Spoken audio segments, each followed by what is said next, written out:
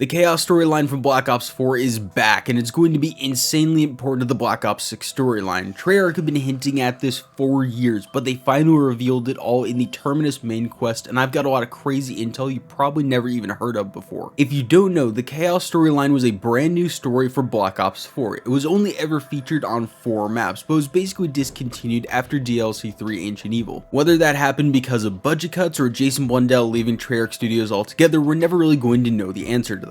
But if you look closely enough over the last few years, the hints have been there all along, and because my wife is the biggest zombie storyline nerd that I know, she's going to be helping me with this video, so thank her in the comments. We got our first tease all the way back in Black Ops Cold War with our first encounter with Samantha Maxis as we set out to rescue her from the Dark Ether in Firebase Z. As she returns, however, players notice that her attire was an amalgamation of items worn by our beloved characters from the previous games. One of those items happened to be a scarf worn by the protagonist and main character of the Chaos story, Scarlet Rhodes. Now, of course, at the time, we gave Treyarch the benefit of the doubt, and rather than making any foreshadowing assumptions, we instead saw it as nothing more than a bittersweet homage to our previous stories, especially because this was their first game since they had actually ended off the Chaos storyline and the Ether storyline, so it really kind of made sense that bringing back Samantha Maxis was actually going to be a big moment, and this was just something really nice for them to do. People also originally thought that this was Dr. Monty's scarf from Black Ops 3, but it was definitely Scarlet's. That all changes as we move on to Vanguard Zombies with the release of Sheena Numa Reborn. One of the main characters in Vanguard Zombies is a man known as Gabriel Kraft, who is a demonologist that was kidnapped by Von Least and Cortifex, who are the main bad guys during that year's story arc. Over the course of all the maps, we actually learned quite a lot about Kraft and who he is, but randomly a single radio appeared in Sheena Numa Reborn where he talks about Alistair Rhodes, Scarlet's father. He doesn't explain a lot other than he's familiar with him and that Alistair looks up to Kraft because their mutual interest in demonology. This single radio once again made the Chaos story canon to the Dark Ether story, and most people haven't even heard of it. Mostly because that information was tucked away in a game that no one was really playing, especially later in the year. It also wasn't followed up on for a really long time. It wasn't like this was some big story piece that they had really planned out or was part of a cutscene. This was just one singular radio. And a lot of the people that were paying attention though really dismissed this as a one-off mention, or if there was any real intent behind it, then it would only play a minor role in the future. But that skepticism would soon be cut short when Call of Duty released their 20th anniversary blog post for Zombies. Something that immediately stuck out to me at the time was how Treyarch described Black Ops 4 story, calling it a mini arc within the Chaos story. The verbiage they chose to use here was just extra confirmation to me that Chaos wasn't done and we were still yet to see the main story arc to be explored for Chaos. These hints were in front of us the whole time, and Treyarch knew exactly what they were doing. They've always loved doing this kind of thing, giving us little hints through very subtle wordplay, and this was yet another example. This is a little bit of the magic that Treyarch brings to Zombies. It's not just the stuff in the game, but it's making you think outside of it. You're always wondering, is Treyarch up to something with this? If they add something, is it ever really going to amount to something, or is this just something that they're sowing seeds but you may never hear about it again? Now we can finally get to Black Ops 6, and this is where things start to get crazy. On day 1, before any Easter eggs could be unlocked, players noticed that on the side of a van in Liberty Falls were the words "Trust in Chaos," which to me is a very obvious hint at something. And then on Terminus, on one of the islands that you can see out in the water, there is a little white outline that if you use the signal mode on the Beam Smasher Wonder Weapon, you'll be teleported back to the main island. That outline is actually of a super important item in the Chaos story, the Sentinel artifact. Treyarch has played really fast and loose with the actual powers of the Sentinel artifact so far, so we don't really know what it is other than we know that it begins a trial for the player to test their worthiness. That person needs to survive against hordes of zombies, but the rewards is deliberately ambiguous to put it lightly. Basically, it's a big part of the storyline, especially in Black Ops 4, and all of the factions are fighting for control of it. Having that appear in a map is huge, and probably the biggest confirmation we had had up to that point of Chaos coming back. Then the main quests were solved, and oh boy, things started to get fucking crazy. Basically, throughout this Easter egg on Terminus, our crew broke out of jail that Richtofen had kept them locked up in for the last 6 years, and they are wanting revenge. During this ending cutscene, an AI version of Samantha Maxis, known as SAM, starts going through some of Richtofen's private files. Apparently, Richtofen is obsessed with an ancient relic called the Sentinel artifact. He thinks that it can manipulate something called Prima Materia, which is basically the primordial material of the universe. It's the first material of the universe universe, and you can mold it to do anything that you want. I personally think I know exactly what he wants to do, but I'll get to that in a minute. As the cutscene goes along, the SAM talks about how it's believed the artifact is in the Principality of Avalon, which is a mythical place where King Arthur died. It was also ruled by an enchantress. It is also the upcoming Warzone map, and apparently everything is kind of coming together in Call of Duty to,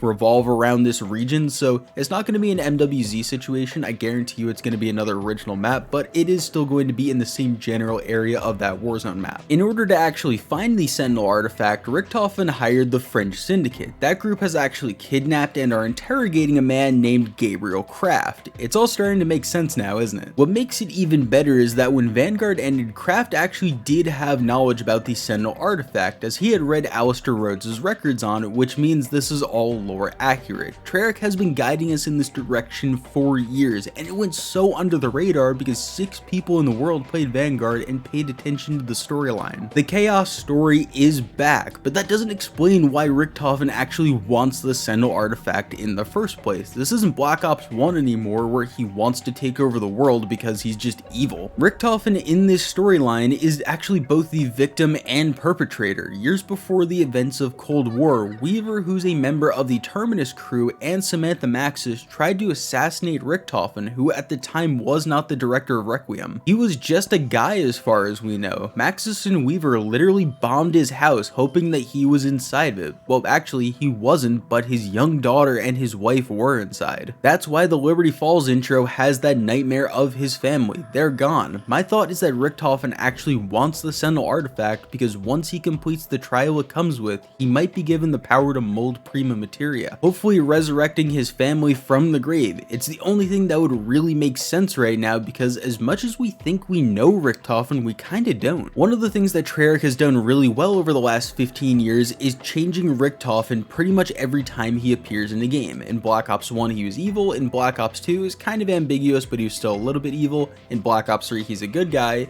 in Black Ops 4 he's both a good and a bad guy because he's preventing the universe from ending. In Cold War the community seemed to think that he was a bad guy, and then in this game they're setting him up as a sympathetic person who's actually a victim. He said very little in the Dark Ether story over the last 4 years, and of course our team with Gray want the artifact to help bring Samantha back. Because if you don't know, it's kind of not so subtly been implied that Dr. Gray and Samantha both have a relationship, but it's one of those things that they're never really going to officially confirm, I don't think. In fact, the only audio that we have from Richtofen in the last couple of years is from the Liberty Falls cinematic cutscene. Hopefully Treyarch actually follows through on this well, because bringing back Chaos and making it super important to this world is a huge step to take. We've now all got expectations for where this story is going to go, so I really hope that Treyarch doesn't do that thing where they have an absolute banger story going for a map or two and then just drop the ball or just stop mentioning it and pivot to something else entirely. They've kind of done that in the past, and I really hope that they've learned their lesson from this. Thanks again to Chantel for helping me with the Chaos story lore to make sure that it's correct. Do you guys want more lore videos when they're relevant like this one? Tell me in the comments, and also tell me if you're excited to see Chaos again. I know I am. It's a story that I don't think really had enough time to get going.